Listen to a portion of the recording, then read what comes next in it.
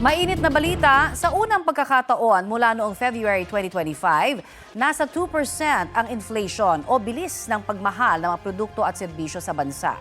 Ayon sa Philippine Statistics Authority, 2% ang inflation rate nitong Enero. Ito rin ang ikalawang sunod na buwang bumilis ang inflation. Sabi ng PSA, nakaambag sa inflation ang mas mabilis na pagtaas ng presyo ng kuryente at renta sa bahay. Gayun din ang mas mabagal na pagbaba ng presyo ng liquefied petroleum gas o LPG. Nakaambag din daw ang mabilis na pagtaas ng presyo sa mga restaurant at iba pang kainan.